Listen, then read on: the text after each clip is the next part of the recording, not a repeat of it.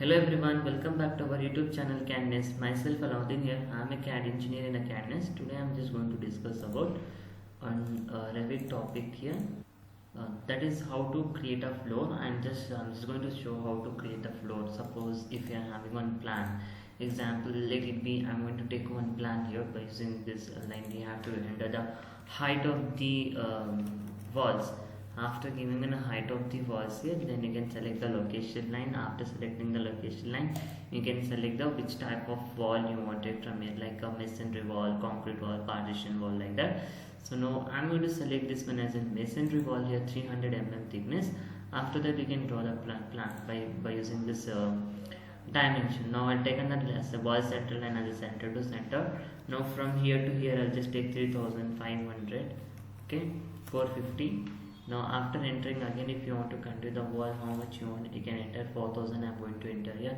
So now after that, now see I'll I have created one wall, like one room dimension particularly to this one. Again if you want to continue the wall, again you can continue from the wall only, center point only, and you can create as per your dimension. Suppose if you want an arc here, suppose if I'm having an arc here, then you can take arc shape from this. Then you can select the arc from here to here, then you can click this in arc shape here.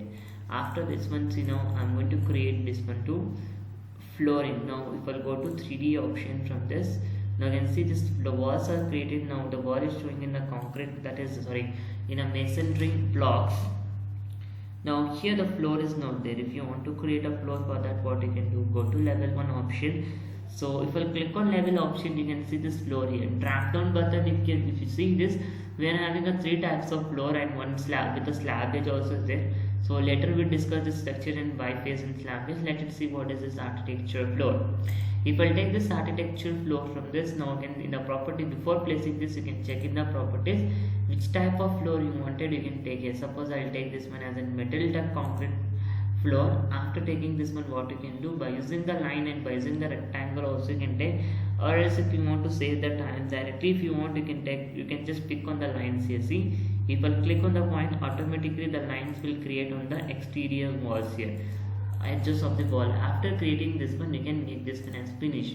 Once if I finish, now see is asking that lines must be in a closed loop. The highlighted lines are in the on end light it is showing. See here, you can see this one it is in open loop. Then you can continue this one if you want to make here. Now see this, now it is in open. What I'll do, I'll make this join to this one. If you want to join here, you can take a line and you can join by using this. After joining this one, you can finish. Once if I finish, now see the floor is created. Now the concrete metal duct material is showing in this. If you go to 3D, and you can see the flooring also here. Now see, like that we are going to create a floor. Okay, thank you so much. Later we'll discuss about this in upcoming class. Later we'll discuss this slab edge and another types of flooring. It is that one I'll teach. I'll tell you later here. So thank you so much. Hope you understood. Like our video, subscribe our channel. Thank you so much.